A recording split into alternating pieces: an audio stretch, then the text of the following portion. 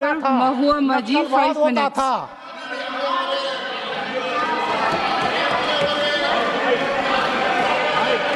Thank you honourable madam. इस बार के बजट में माननीय फाइनेंस मिनिस्टर ने रेल पर एक शब्द भी नहीं बोला। आज सुबह एक और रेल दुर्घटना हुई। हावड़ा से मुंबई जाने वाली मेल एक्सीडेंट हुआ झारखंड में, जमशेदपुर के पास सरायकेला में। 18 डिब्बे पटरी से उतर गए, 18 डिब्बे पटरी से उतर गए, डिरेल हो गए, 2 लोगों की मौत हो गई, 20 लोग घायल हैं। लगातार रेल दुर्घटनाएं होती जा रही हैं। इसके पहले वेस्ट बंगाल में हुआ, फिर उसके पहले उड़ीसा में हुआ और तमाम जगह पर रेल दुर्घटनाएं हो रही हैं। रेल बेपटरी हो रही है। हमारे देश की जो रेल की पटरियां हैं, वो ये बजट पर है, ये बजट पर है। हमारे यहाँ की रेल पटरियां जर्जर हो गई हैं, उनकी मरम्मती की जरूरत है।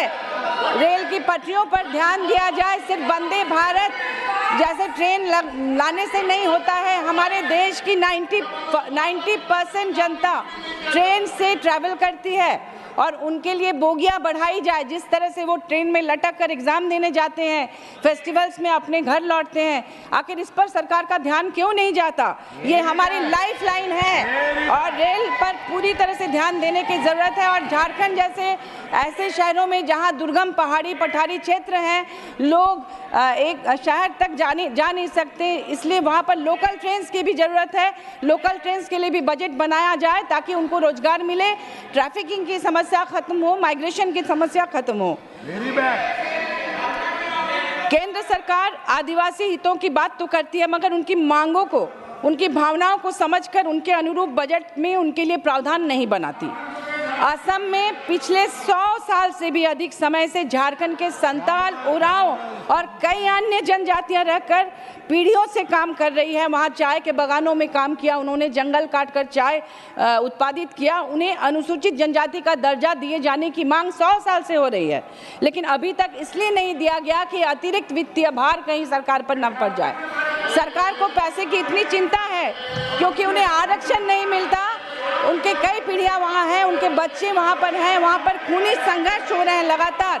उन खूनी संघर्ष को रोका जाए, उनके लिए बजट बनाया जाए, उन्हें आरक्षण दिया जाए, उन्हें एसटी का दर्जा दिया जाए, उनके साथ सौतेला व्यवहार ना हो। मुझे लगता है राज्यों को सशक्त करें तभी देश सशक्त होगा और राष्ट्र सशक्त होगा।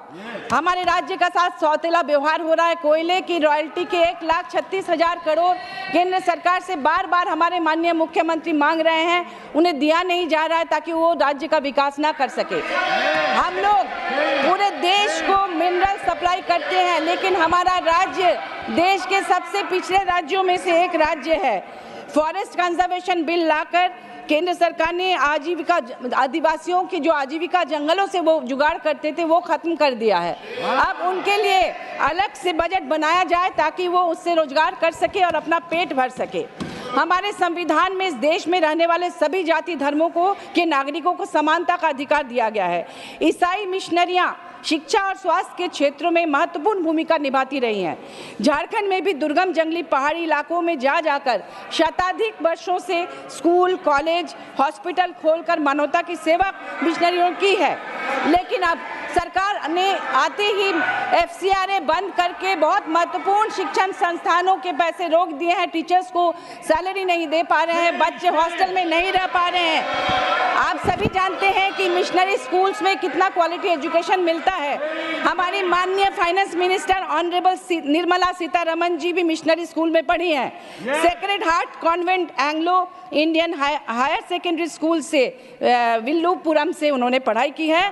फिर ऑनरेबल मिनिस्टर पीयूष गोयल जी भी डॉन बॉस्को से पढ़े हैं।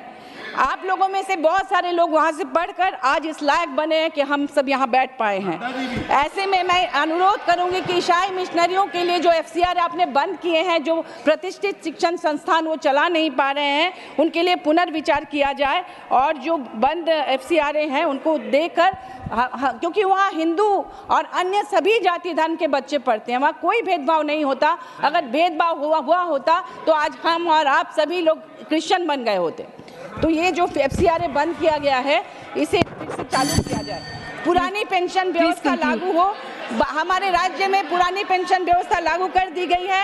ये बुढ़ापे की लाठी है। सरकार इस पर बजट बनाए।